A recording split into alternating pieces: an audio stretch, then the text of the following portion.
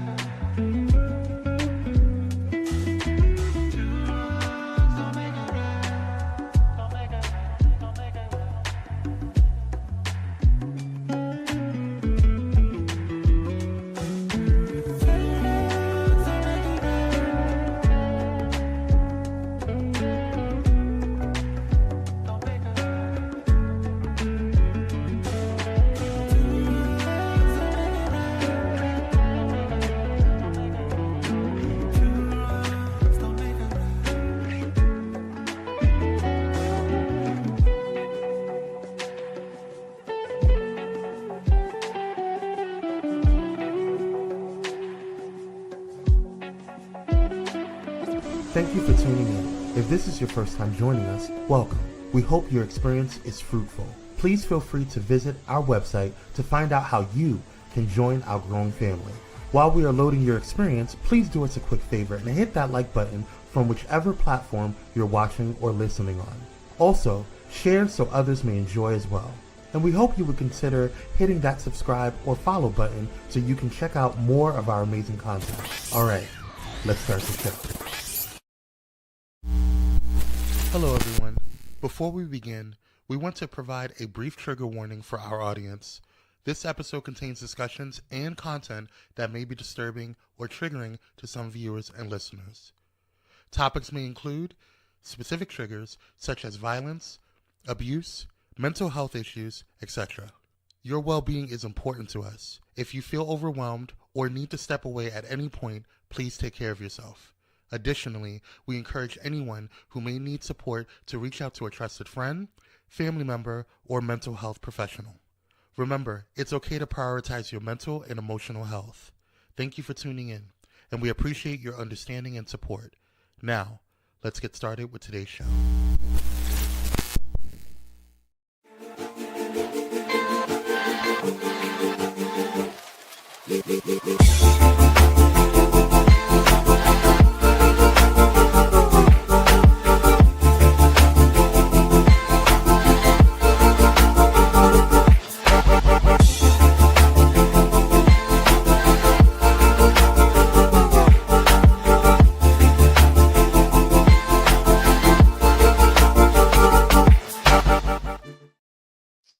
Hello, everyone, and welcome to my Facebook Live show. It's just Kim. Yes, we are here. We are not live. This is pre-recorded. So just to let you know, in case when you see this, you're trying to make comments, there's a possibility that when we're airing that I will be in the comments so that we can have a chat. But today we are pre-recording this, okay? So I want to say that this particular subject matter is near and dear to my heart because it affects someone very special in my family. And today we're going to talk about endometriosis, right? And I really want to talk about my daughter's journey through that. Yes, dealing with the pain and, you know what, the perseverance through all of that. She has a great and interesting story to share with everyone. I think some of you who may know her would be very surprised to know all the things that she's been through. But before we get started, or before I bring her on, I just wanted to read just a little bit about endometriosis. So endometriosis is an often painful condition in which tissue that is similar to the inner lining of the uterus grows outside the uterus. And it often affects the ovaries, the fallopian tubes, and the tissue lining the pelvis. Rarely does endometriosis grow beyond where the pelvic area is, but it does happen, and you'll hear about that. Endometriosis tissue acts like the lining that's inside the uterus. It gets thick, it breaks down, it bleeds with each menstrual cycle, but it grows in places where it doesn't belong, and it doesn't leave the body. When endometriosis involves the ovaries, cysts called endometriomes may form. Surrounding tissue can become irritated and form scar tissue. Bands of fiber tissue called adhesions may also form. They can cause pelvic tissue and organs to stick together like glue. Endometriosis can cause pain, especially during menstrual periods. Fertility problems also may develop, but treatments can help if you take charge of the condition in the very beginning. So without further ado, I want to bring my baby, my daughter, my amazing daughter to the show and let her just, open up and share a little bit about what she's been through, her journey through endometriosis. All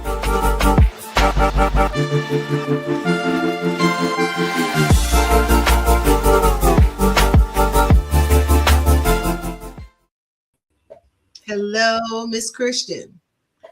Hi, Mom. How are you? I'm good.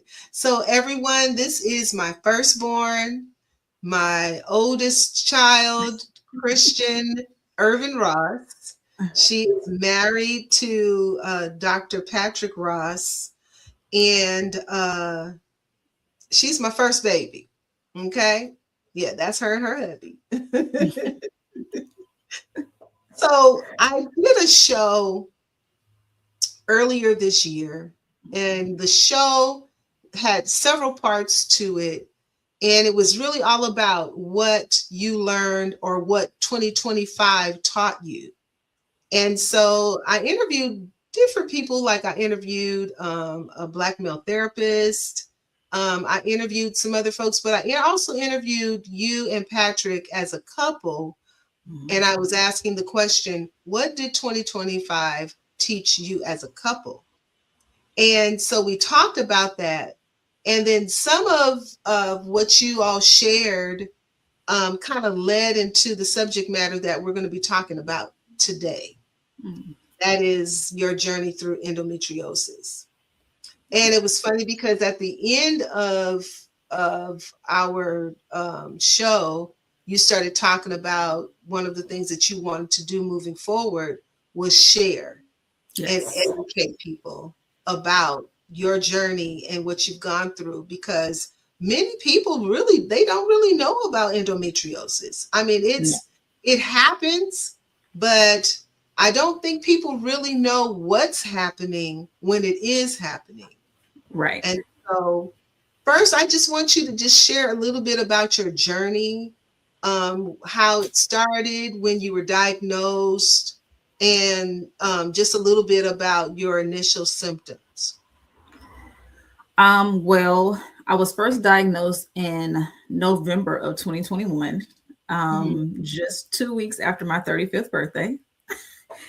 And it was like a heavy load was dropped on me, but a heavy load was lifted off of me because I knew what was wrong now. Yeah. As you know, I was the young girl that started her cycle at 10 years old. And every month, you, Granny, or Dad had to come get me from school. Yeah. Because it was just too much. I couldn't bear. I couldn't do anything. I couldn't exist in school. I couldn't concentrate, nothing. And so every month you guys would have to come get me, take me home, and I would just lay there. And I just remember being young and not truly understanding what was going on with my body. I knew that I would get a period, but I did not know. And it didn't seem regular because everyone else that I knew didn't experience this. So it was like, well, why am I down for 3 days? Why am I down for 4 days? And You know, I watched you have a period. You know, my younger sister, I watched her have a period. And it always bothered me that every time I went to the doctor, it was like, oh, she's fine. Oh, it's normal. That is the most triggering word in, I think, medicine, is to tell someone that something is normal and it's not. Just say you don't know, but don't tell someone that it's normal. It's not normal for my parents to find me crawling to the bathroom. It's not normal for, you know, I'm trying to get up and down the stairs and it's taking me 10 minutes to get up and down the stairs. That's not normal.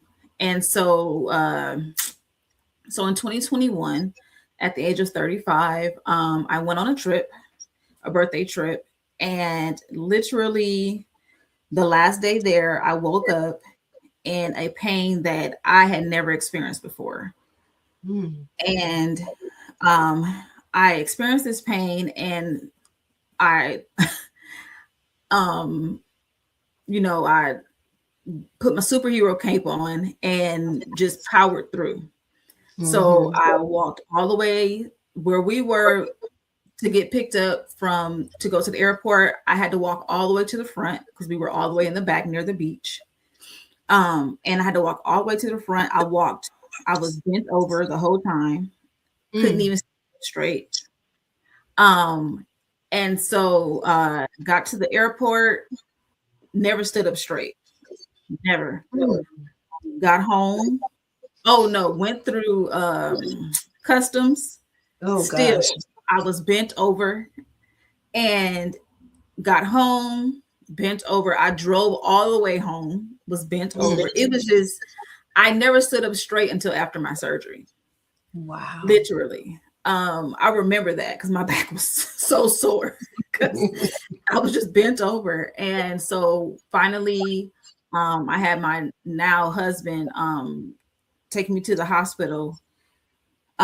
So I got back from my trip, and maybe 3 days after I got back from my trip is when I went to the hospital, because I didn't understand. I didn't know if I ate something out there that just, you know, didn't sit well with me. I didn't know. And so when I got back home, I went to the hospital on, I think, a Sunday. Yes, it was a Sunday. And I did not leave until, I didn't leave until the day before Thanksgiving. So I spent 10 days in the hospital that first stint. And that was overwhelming because I had never spent a night in the hospital. Wow. And it was my first ever surgery. And it happened all so fast. It was like, are you able to urinate? And I was like, yeah, I'm fine. They're like, no, you're not fine. Like, so what was happening is that I had a cyst the size of a grapefruit on my left side, and it wrapped around the ureter. It got so big, it didn't have anywhere to go. It didn't have any more room to grow. So it just began to wrap around my ureter, my left ureter. And when it did that, it shut off the ureter. It killed the tissue there. And so my urine in my left kidney, of course, began to back up. And so that was part of what was causing me so much pain. And then so they removed that, and then they put my ureter back together, and it still wasn't functioning correctly. Right. So 2-3 days later, they're like, we have to put in nephrostomy tubes. So what that is they put tubes into your kidney to drain it. That's how you're urinating. So I had two nephrostomy tubes in my left side. And it's crazy because I mean, if you heard the story before, I was just beginning to date my now husband. And that had to be the most like embarrassing. It was embarrassing because it was like, ew, you know, like I'm urinating into a bag. And he was ride or die about it. So, you know, kudos to him. That's when we knew he was a keeper. Right. You know, they say when your mate or whomever that person is, your special person, can see you at your worst, at your absolute worst, and still love you and see through that. And you, like you said, you and Patrick had just started dating. So yeah, go ahead and finish. Yeah, so we just started dating. But you know, we powered through that. That was so and the funniest thing, the only reason why they released me on the day before Thanksgiving is because all of the family basically said, well, we're gonna come and set up Thanksgiving at the hospital. And those people were like, we got you, we're gonna get you out of here today. And so I was released and they sent me on my way. They were like, every time the nurse, the doctors came in, I think I had a whole new group of people sitting in there. And they were like, I've never seen someone with so much family. I'm like, yeah, it's a lot of people. Yeah. And so, but yeah, so that was the beginning of me knowing about endometriosis. Okay. And so it was funny because now I think back to that. At first, the first thing that they told us was that you had kidney failure. Yes. They said she had kidney failure. We thought you went to the hospital because you were having a really bad period, right? Mm-hmm. We got there and it went from, okay, she went to the hospital because she was having a really bad period, to now she's in kidney failure. Right. We're just like, what? Then the doctor said, I guess because of when they took pictures of what was going on inside you, they really couldn't make heads or tails of it at first. Right. So then they said that you had some type of congenital situation where they were saying your kidney had 2 ureters. Yes. Which wasn't true. Right. They didn't really know that the endometriosis had wrapped itself around the kidney, which was causing. So it looked like 2 ureters were over there. Yes, but the cyst had wrapped around it, so it broke it and basically broke it in half. And so it was. Wow.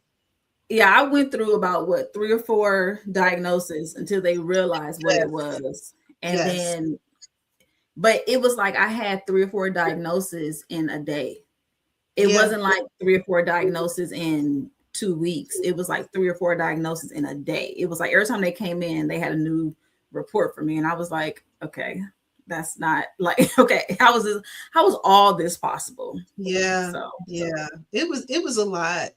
It was a lot. And then, you know, I think after that, what happened after that? You went from that hospital to so what happened was, so they put the stent in my ureter to keep it open, because they thought that is what would help it keep it open, and that didn't work. And so so what happened was, the hospital that I was at, they basically told me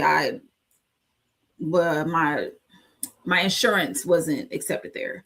So I had to go to Cedars, which is fine. I mean, I wanted to be at Cedars anyway. And so I went to Cedars and met with my doctor there, and he was absolutely amazing. Absolutely amazing. My kidney doctor, I'm trying to remember his name, but I cannot remember. His name is Dr. Adut. He was amazing. He's probably like a couple of years older than me. I mean, so he's new, he's up to date with things. Right. And he was absolutely amazing. He kept in contact with you all while I was in surgery. He was very, very careful with what he did. He was very mindful. He wanted to make sure, because I was as young as I was, that, you know, I didn't have too much scarring. So he wasn't trying to like slice me open. Yeah. He was very, very kind. And so that was my journey then. So he went in to remove the stent because the stent started moving up into the kidney. Yes. So it was placed in the ureter and then it moved up into the kidney. When that happened, I was in so much pain because it wasn't supposed to move. So now I have a foreign object in my kidney. Your kidney. And so now he's trying to get it out delicately, without damaging the kidney. And so he literally during the surgery calls Patrick. He's like, there's not a stent in here. He's like, no. He's like, I know they put a stent in. They told me they put a stent in there. And so he moved the camera up a little bit more, and sure enough, it was in the kidney. Mm-hmm. And so he got it out very, very slowly. I think that surgery was supposed to be like 2 or 3 hours. That one ended up being about 6 because they couldn't find it. So that happened. So at this point, I think I'm 3-4 procedures in and dealing with endometriosis, something I had never heard of before. And so I was released from the hospital from that. And then so the thing is, so when he removed that, he actually had to put another one in. He had to put another stent in. And because literally my ureter was collapsing. Mm-hmm. So he did that. So what he did was he removed that stent, and then he cut the dead tissue and put it back together. But when he put it back together, he had to put a stent in there so that it can stay open. And so when he did that, I was good for a little while. He had planned to remove it, but it just wasn't time to remove it yet, and that got infected. So I was rushed. I was staying with you all, so I was rushed to Loma Linda out in Marietta, and then they drove me. Through ambulance, took me down to Cedars, and then that's when he had to remove that stent. So right now, my left kidney functions at about 25%. So basically, my right kidney does all the work. And the 25% is an improvement. Yes, that's an improvement because it was at about 10. It was about at 10%. So so now it's about 25%. You know, it's been a journey. And I tried to stay ahead of things. It's not good for me it was not good for anyone to get a UTI, but it's really not good for me to get a UTI. It can cause a lot of damage for me. It could probably even put me on dialysis. So I try to stay ahead of that. And so so that was that part. I don't know if you want me to talk about this last stint of well, you can kind of fast forward because let's say altogether you had how many procedures? Oh, including this last go round last year, I would say I had 6. I've had about 6 procedures. Yeah, and I think the last, so from 2021 to 2025. Yeah.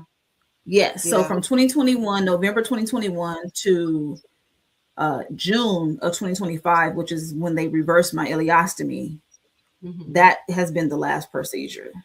So I don't know if you want me to go into that part. So you can talk just a bit about that last surgery. That was a planned surgery, but then there was an unplanned surgery after the planned surgery. Right. Yes. So they planned for me to have surgery March of 2025. I went in that morning, had surgery. They removed I had already had my left fallopian tube removed. So they removed the right one. My fallopian tubes were pretty much the largest organs in my body at that time, which they're not supposed to be. Anyone that knows, they were literally like 4 times the size they were supposed to be. They were so inflamed. So they removed both of them. I had a part of my colon removed because the endometriosis had wrapped around my colon. Right. I had my appendix removed because it wrapped around my appendix. And what else?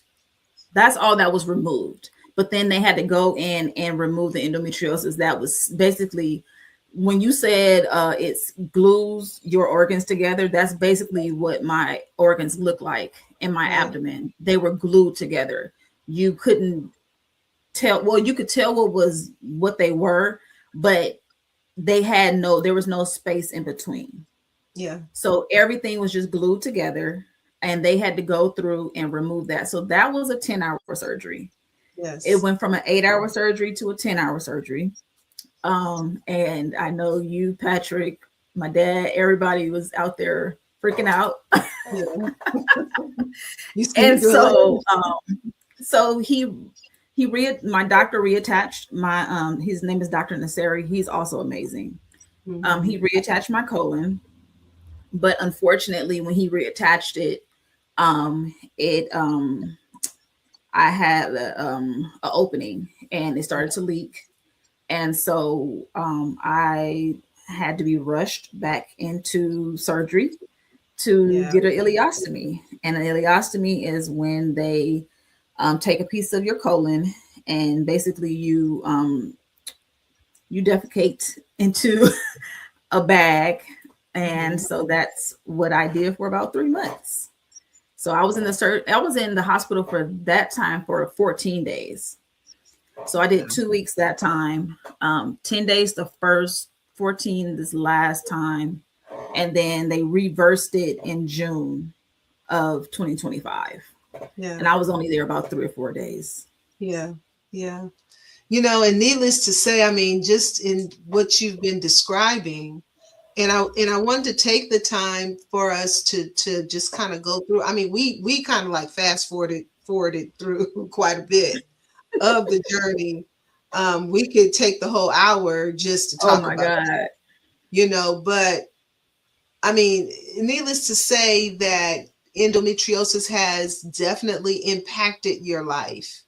Absolutely. Mean, that period of time, you know, you couldn't work, you needed help with, you know, just daily hygiene, you know, situations, you needed people to help you. You couldn't do anything for yourself, basically, you know, for a period of time. And I think it's just important for us to share the importance of knowing what endometriosis is and how it can really affect your body. I think you had a team. Now, I did want to say this, that last surgery that you had a team of surgeons because you needed the kidney surgeon to be there to protect your kidneys. You needed you had 4 people there. I had my colon doctor. Colon doctor. And then I had my gynecologist. He was there. Right. Yes. And then you had another surgeon who worked on the endometriosis. Yes. You know, and so I remember the specialists, because you had a great team of specialists. And I remember them saying, this is the worst case of endometriosis that we have ever seen. Yes. And I feel like we have to like say it loud and put it out there, because there are so many women who are being impacted by endometriosis and they don't even know it. No. They, like you, think they were just having really hard periods. Yes. You know, and a period, does cause some discomfort. Right. But it should never be as painful as it was for you. Right. You know, and so what type of how do you cope with how things are now? I mean, you know, because like you said, there, you know, fallopian tubes were removed. And so even the challenge of getting pregnant, it just ups the ante. It just makes everything more difficult. So just talk about that. Well, coping. So one thing about it is that I'm reminded every day, because I have the scars on my stomach. So if I'm taking off my clothes, I'm going to see those scars every day. There's not a day that goes by I don't see them. And so, you know, I have the most amazing support system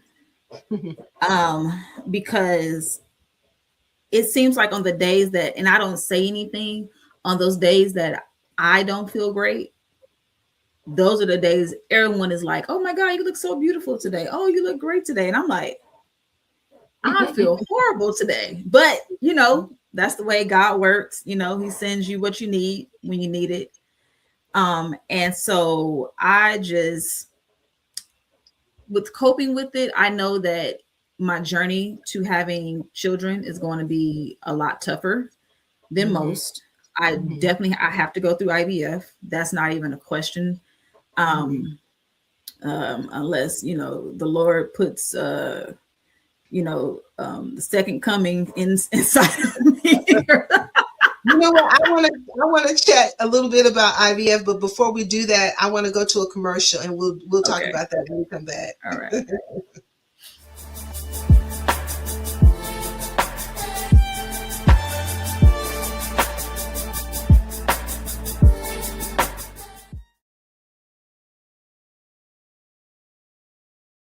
The news is divided. Ground News puts it back together, with coverage from thousands of outlets around the world in one place. So you can spot sensational reporting, no matter what side of the political spectrum you're on. Beside every headline, you'll see who owns the source, how reliable it is, and if they have a political bias.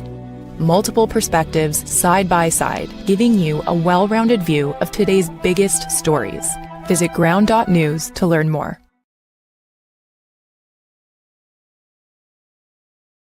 Hey, how y'all doing? Real quick, this is Daryl Walter, host of the Daryl Walter Show. I know. And you are watching Pyro Media Network.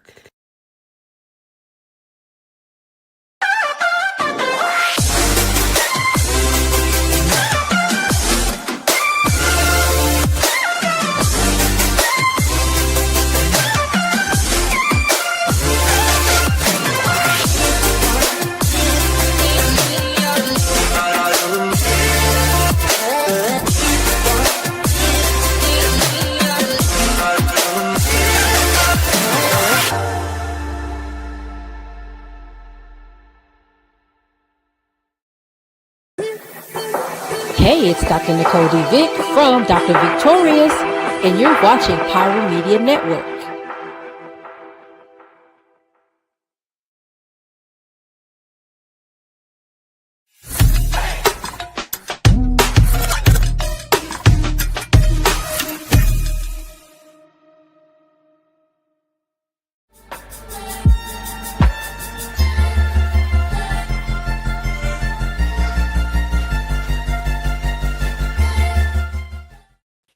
Okay, so we are back. I'm here with my daughter, Khristian, and we've been talking about her journey through endometriosis. But when we said we were going to just chat a bit about IVF and what that's going to look like for her. But before we do that, I just wanted to share a few statistics as it relates to women and endometriosis. So dealing with the prevalence of endometriosis, research indicates that Black women may experience endometriosis at a similar or higher rate compared to their white counterparts, but specific data varies. Some studies suggest that around 10 to 15% of women of reproductive age have endometriosis. That's alarming. 10 to 15% of women of childbearing age. And then also there's issues with delayed diagnosis. And I think that's what we dealt with your situation. Yeah. It says Black women often experience longer delays in diagnosis, averaging 7 to 10 years from the onset of symptoms to diagnosis. This is often attributed to a combination of systemic biases and healthcare disparities. And then also dealing with the severity of symptoms, studies have shown that Black women may report more severe symptoms and complications associated with endometriosis, including chronic pain and infertility. This is alarming, just to know that we it takes 7 to 10 years for Black women to be diagnosed. Yeah. That means that's 7 to 10 years, and probably more for most, 7 to 10 years that women are suffering with Right. periods that are almost unbearable. And I do Yes. remember the day that you actually went to the hospital. I was downstairs and I was doing something in the kitchen, and I kept hearing like a voice. And Yeah. I got real still. And I was like, that sounds like somebody's moaning. And I ran upstairs, and you were literally on the bathroom floor. You were trying to get into the bathroom, and that blew my mind. Mm-hmm. So from that point on, it was like, okay, that's when the whole hospitalization began, Right. and all the other things took place. But it's just really important for us to share this information with of course, with Black women, but all women. And it's funny because I work with a lot of Gen Zers and millennials. And I'm always paying attention to the young women at my site, because whenever they're having a hard time with their periods, I'm always telling them, hey, look, go get that checked out. You should not be suffering. You should not be debilitated when you're on your period. Uncomfortable, in discomfort, but you should be able to take pain medication and be able to function. And when you're not able to do that, then there is a huge problem. And you have to continue to talk to the doctors and make sure that they do all the tests that are available for you as a woman to get tested with, so that you'll know what's going on inside your body. Yes. And if that doctor is not, if that doctor is not willing to do what's necessary, go to another one. Go to another one. Go to another one. And I remember a doctor saying to you, a Black female gynecologist at that, they're at Cedars, saying, I just want to apologize to you on behalf of the doctors in my field. Because she knew, like most of us Black women know, that they do not listen to us. No. They do not listen. We say we're in pain. No. We say something's wrong. Even in pregnancy, we say something's wrong. Something's not quite right. You know, I remember that with your brother. And the doctor did not listen. And sure enough, I had some complications with him. So, it's just really good for us to talk about these things. And I so appreciate you and admire you for sharing this with people. People would never know. They would know unless you put on a bikini, right? And they can see the different scars. They can ask the question. But it's good for us to share this information in our community. Absolutely, 100%. We have to, because I'm telling you, when someone at work, I talk about this all the time at work. When I say I talk about this, I talk to the guys. I tell them about their girlfriends, their wives. I'm like, tell her to go to the doctor. I recently had a coworker. Me and him were working together with a patient, and he was just like, he was so kind. He was like, can I just ask you some questions? And I was like, yeah, sure. So we were dealing with a patient that had a ileostomy. And so I was like, oh yeah, I've had one. And he was like, what? And I was like, yeah. I said, when I was out for like almost 6 months, I said, this is what was going on with me. He was like, wait, what? Why? He's like, he was just devastated on my behalf. And so when I started telling him about my endometriosis, he was like, a lot of your symptoms sounds like my girlfriend's symptoms. Wow. And I said, please tell her to go. I mean, tell her to fight. I said, if one doctor doesn't give her what she needs, go to another one. I said, until she gets what she needs. Whether they tell you it's endometriosis, PCOS, whatever it is that they tell you, just please, please, please fight for yourself.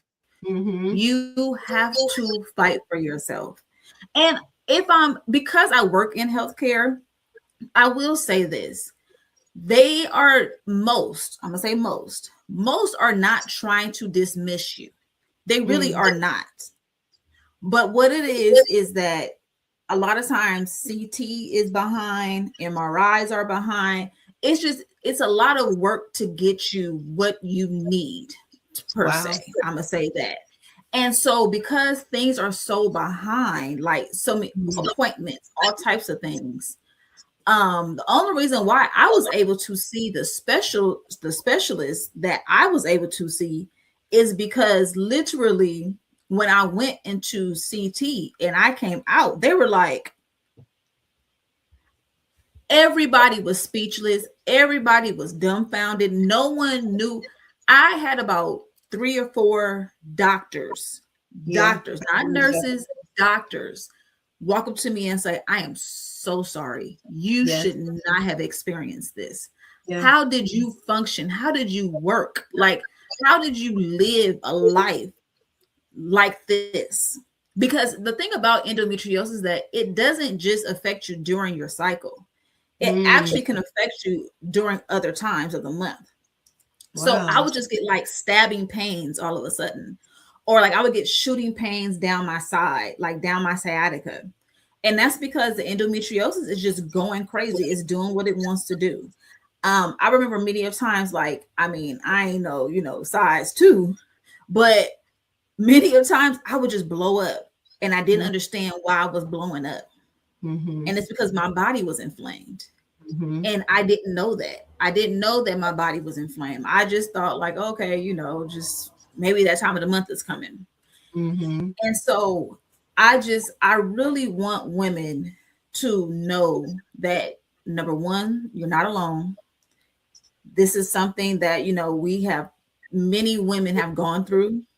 And talk to somebody. Please talk to somebody. Just open up your mouth and believe me, with the way the world works now, no one's going to shame you. No one's going to say, we need to talk to young girls about their periods. That does not need to be shamed. It doesn't need to be a quiet conversation. Talk to them. Hey, I mean, if a young girl comes over here and she's like, oh, I'm having bad cramps, I'm looking at her mama like, take her to the hospital or take her to the doctor. They know I don't play because of what I've experienced. I don't want any young, especially young Black girl, to experience what I've experienced. This has been an eye-opener for myself, for my family, for my friends, everyone. No one in a million years thought that I would experience this. No one, and I just said to myself, I said, okay, God, if this is, the way you want me to, help others, then that's what I'll do. That's what I'll do. I'll help others. I'll help other young girls, that don't know. They really just don't know. And a lot of mothers don't know. So, because I didn't know. And I'll be honest with you, there was a period of time that as a mom, I carried guilt. Once I learned of how severe all of this was, and I was thinking, oh my God, should I have spoken up? Should I have, pushed? Was there something else I should have done as a mom for my daughter? And, I carried that guilt for a while, especially when I would see you going through all of these surgeries and procedures. And then when you would come out, from under the anesthesia, and you would be in so much pain. And without trying to make it about yourself as a mom, it was just really devastating to watch your child, because you feel such a sense of helplessness. You think that you should be able to help your kids through anything and comfort them through anything. But, just speaking to the moms, do something about your daughters with severe pain during periods. You have a young daughter who has severe pain. I mean, there were times I remember saying to you, I have some Motrin 800s, and you're like, that doesn't help. That's a sign. That's truly a sign when Motrin 800s don't help a person with their pain. I remember you telling me, Mom, that just barely knocks the edge off. Yeah. That's not good. No. Because that's a very strong pain medication. Yeah. You don't just typically get Motrin 800s, from the doctor. You have to be in some kind of pain for that, for them to prescribe that just on a normal basis. But if you could give one piece of advice to someone who is newly diagnosed with endometriosis, what would you say to them? I would say, what would I say? I would say that you, due to the surgeries, because I know for a lot of women we deal with body image issues. You're still beautiful. This is not the end for, if you do want kids, or if you don't want kids, whatever that is for you, don't let no one make that decision for you.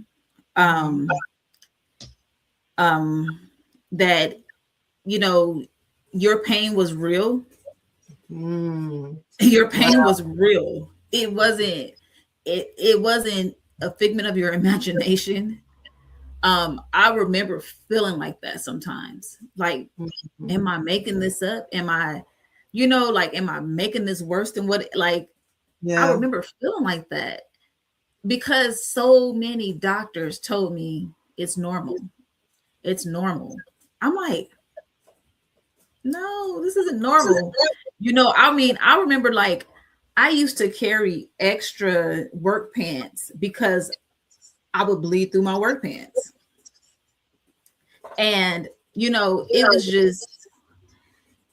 was embarrassing, and it wasn't embarrassing because people knew I was on my period, but it was embarrassing because this is something I have no control over. I don't know when that big bush is going to happen. I don't know when anything is going to occur. I don't know when I'm going to be helping with a patient and then I'm going to be doubled over after, you know what I mean? I just didn't know. And so the fact that now I'm aware, and I love the fact that because I've made my coworkers aware, they're so thoughtful now. They're like, Khristian, are you okay? Are you feeling okay? Or when I tell them my story, they're like, you're okay? Like, you're here? I'm like, yeah. I'm like, I'm fine now.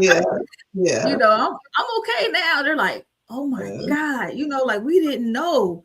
And because, at work, they can't talk about what you're going through. But yeah, I'm just like, I want to scream from the rooftops. Like, look, this is what is going on, you guys. This is what can happen. They're like, you've had nephrostomy tubes? When I tell them like, oh yeah, I've had that before. They're like,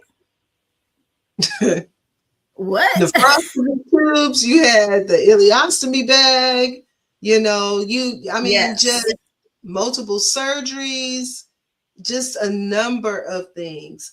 But as we come to the end of our interview, tell me just a little bit about what or how you envision the future. What do you see in your future? I see kids. I would love to have children one day. I know that my process will be different from most. I would love to have children one day. I do see that in my future. I see me really helping others. I really want to be a voice for girls, for women, period, with endometriosis, to let them know that you are not making this up. Don't let anyone tell you that you're making this up.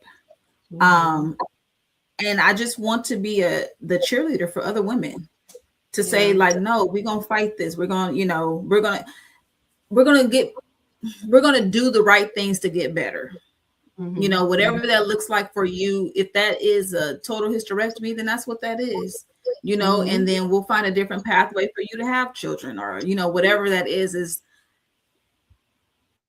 I just want to be a voice for other women to know that you're not alone. Yeah. So that's it. That's amazing.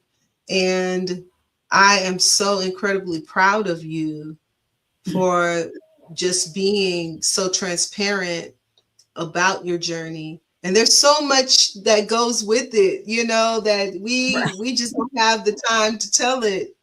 But I am so encouraged by the fact that you're encouraged, you know, you're not giving up, you know your pathway and your journey towards becoming a mom will be different from most, but it'll be part of that journey. It'll be part of that testimony. You know, it'll be part of you know, how God blesses you to become, you know, to fulfill that desire that you have for children. You know, maybe, you know, you just got to go ahead and have the twins or the triplets and get it over with, right? Oh, God. But I'm only taking one. I can only handle one at a time. Now, how you gonna say that and then say you're gonna take one at a time? Now, that's crazy. Just switch them out. We'll switch them out. Okay. That's crazy. But I want to say, Khristian, thank you again for joining us. Absolutely. Or joining me today on It's Just Kim. Thank you for being open, honest, and transparent about your journey, sharing and encouraging women to seek help, to seek medical attention. And I'm looking forward to you becoming like an advocate, you know, really getting out there in the streets, boots on the ground, you know, teaching and sharing more information about what endometriosis is and how it affects women, how it affects Black women, you know, how sometimes we don't have access to the same type of health care other people have, how we are diagnosed 7 to 10 years later than most, and how women of childbearing years, at least 10 to 15% of them have endometriosis and they don't even know it. Right. So those are all very alarming facts that we've learned here tonight and we can share with others. So if that's you, if you feel like there's something going on in your body, and it doesn't even have to be about endometriosis, it could be anything going on with your body, seek medical attention, talk to your doctor, and keep talking to your doctor. Don't allow the doctors to get you in there for 10 minutes and then, you know, they're dipping out. No, hey, I have questions. Wait, here's my list. I have a list of questions for you. And I thank God I have a great doctor like that. She spends time in the exam room with me, and she asks me questions, asks if I have questions, and just wants to know what's happening with me, not just physically, but even emotionally, mentally. So, but thank you, you know, thank you, baby. I love you so much, and I'm so proud of you. And I know God has I love you too, Mom. I know He has great things for your future, and I don't know. I just can't wait. I can't wait. So again, thank you for joining me tonight on It's Just Kim. Thank you for taking the time out to listen. As we said earlier, this is pre-recorded, and so on the night of the show airing, we will definitely be on to be in the comments so that we can chat about what we've discussed today, Khristian's journey through endometriosis. You all take care, you stay safe, and thank you again for joining. Good night. Bye-bye.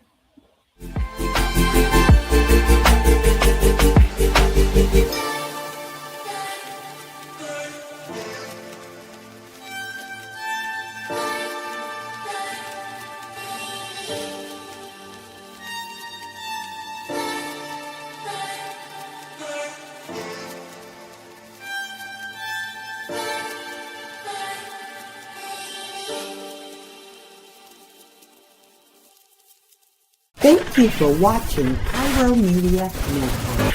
For more information, please visit pyromedianetwork.com.